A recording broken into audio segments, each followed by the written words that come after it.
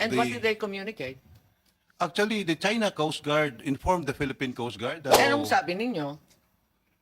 that we will render rescue operations. Madam Chair. So either of our good secretaries could take this, please, or both if they wish.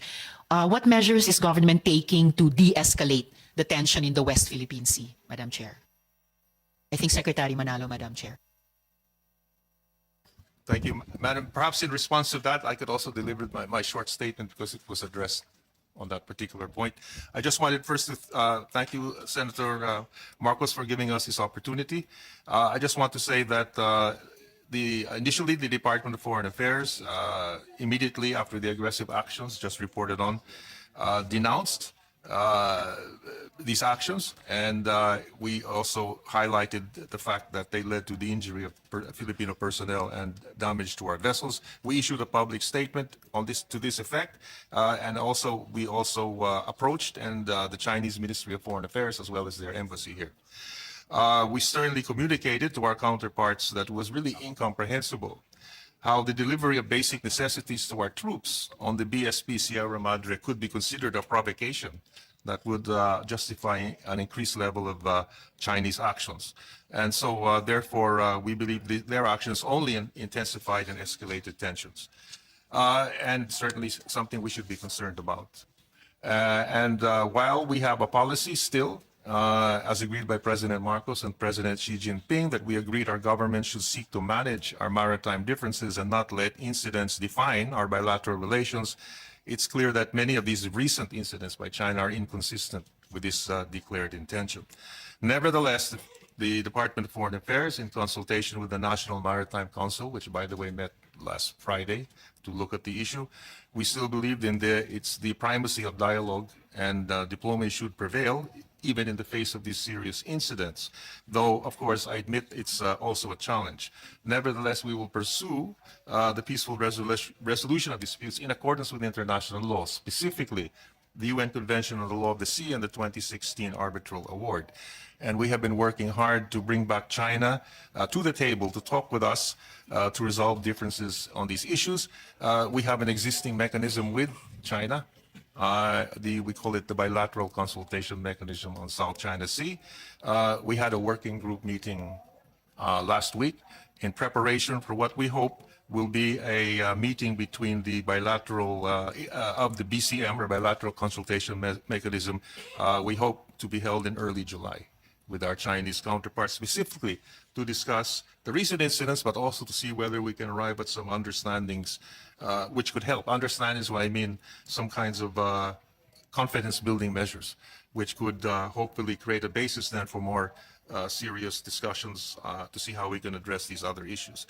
We've also been in touch quite intensively with our international partners, many of whom, and in fact all of whom, who share our basic position on the importance of international law, a rules-based order, and we are working closely with them in other fora, including last week, even in the United Nations. We issued a number of statements, and we've received support from a number of countries who agree with us on our approach on the need for respect for a rules-based order, international law, especially in the South China Sea, especially with respect to UNCLOS. So we will continue to pursue these efforts. And also, let me just assure the committee and the Filipino people that while we are seeking the approach for a peaceful resolution through international law and diplomacy, of course, we are not blind to the incidents which are happening, and we will ensure that whatever confidence-building measures we achieve, they will be not at the expense of the promotion of our sovereignty, sovereign rights, as well as our rights and jurisdiction in the West Philippine Sea. Thank you very much. Salamat, Madam Chair, at salamat na pareho na kasama sa measures na tinitake ng gobyerno para mag-de-escalate ang tensyon sa West Philippine Sea, yung dialogue, yung peaceful resolution ng conflict, na kapag kinakailangan, tulad ngayon, lalo na, yung boses ng bansa natin sa dialogue at peaceful resolution na yan ay malakas at mataas pa nga.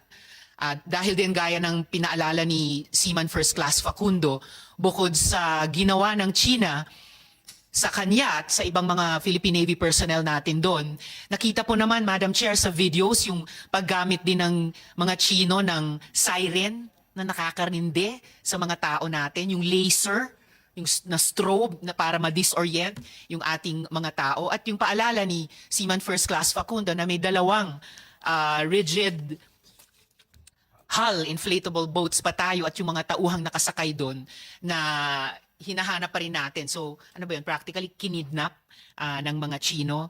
So salamat dun sa pagpapatuloy ng gobyerno nung preferred process natin, at the same time yung malakas na pag-communicate sa China laban sa ginagawa nilang ganitong, sabi nga ni Sec Manalo, incomprehensible at hindi talaga katanggap-tanggap. Sana maging mabunga yung parating na bilateral consultation meeting, bagamat sa ganitong mga aggressive actions mukhang tayo lamang ang interesado sa dialogue at peaceful resolution, at kulang na kulang ang pagpapakita ng China ng ang tawag doon, good faith at the table.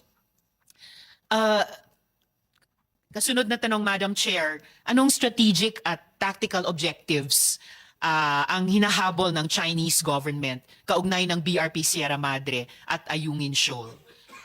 Kasi baka, depending on our view of what their objectives are, we should give some thought to countering their strategy, Madam Chair.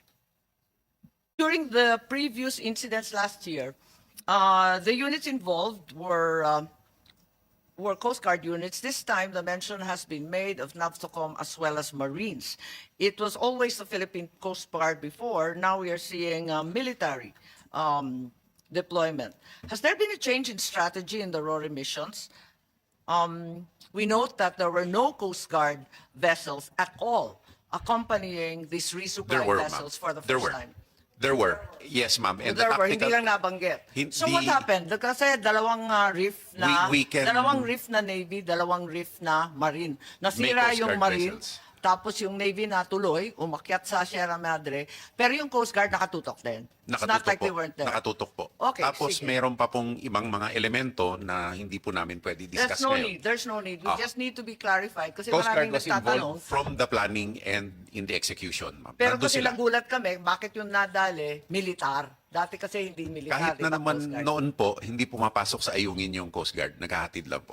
Hanggang hatiran lang. Opo. Pero Navy talaga nakatutok. Ang, Tama ba? Yung ang, NAVSOCOM yung talaga. nung araw po, yung UM1, UM2, naalala nyo po yung mga vessels na yun. So there were PCG vessels in the area. Yes, ma'am. What was their role since they Ma'am, weren't we can visible? disclose it later because it was a whole tactical plan which we cannot The disclose. other issue is if they were nearby and they were in the area, bakit nag-intay sina Jeff at yung nasaktan ng 12 oras to rescue a Filipino soldier who was seriously injured? I think It the sounds question, like the Coast Guard was very far away. Is that correct? Maybe Coast Guard Labay, nandun ka sa Palawan, CG Gaban. Ang layo naman kung 12 oras nag-iintay itong mga to. Yes po. Yes, just to make sure that the public is not misled. The Coast Guard was there around 12 nautical miles away from the main engagement area. And as early as around 8 o'clock, we were already preparing to do the rescue. But of course, we have to imagine that the tension was 8 very o'clock ng umaga o 8 past, o'clock past ng hapon? in the morning, around more or less 8 around- a.m. around malapit na kayo. No, we were You were already there na? preparing Okay. to launch our ribs and do the rescue. But we have to be very conscious as well that the situation at the time was very tense.